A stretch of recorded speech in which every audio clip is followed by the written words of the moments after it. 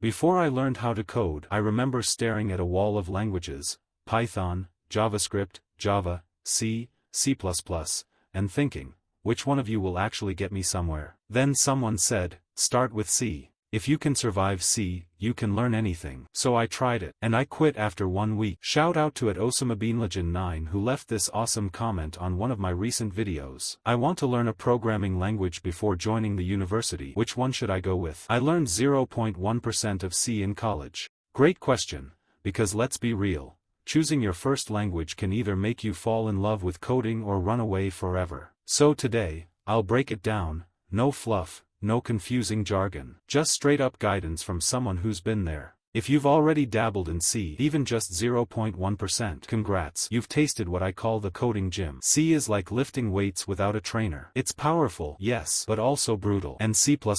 Imagine C, but with a bunch of OOP sprinkled in and a language design that's as flexible as it is confusing. So are they good to learn? Yes, if you want to go deep into system programming, game engines, or robotics. But as your first language before university, let's be honest, there are better choices to build momentum. Python is like the friendly neighborhood guide of programming. The syntax, clean. The community, massive. And the use cases, endless. From web development and automation to AI and data science. Learning Python first is like learning to drive an automatic before a stick shift. You can focus on the journey instead of worrying about every gear. It's also heavily used in university courses, especially for CS 101, and you'll find tons of free resources, from beginner tutorials to AI projects using tools like ChatGPT. Now, if you're more curious about building websites or becoming a tech freelancer during school, JavaScript might be your jam. It's the language of the web, and you can go from zero to building cool apps in months. Java is more structured and strict, perfect if your university uses it for OOP basics. Go, aka Golang, is also getting trendy, especially in back-end engineering. But it's better once you've got one language under your belt. But here's something nobody told me when I started. It's not really about which language you learn first. It's about learning how to think like a programmer. Can you break down problems? Can you debug when something breaks? Can you Google intelligently and learn from documentation? Python, JavaScript, Java, they all teach you that. And once you master one, the others come faster. So here's my advice. Start with Python. Build projects. Have fun. Then later, if you want to wrestle with pointers and conquer C or C++,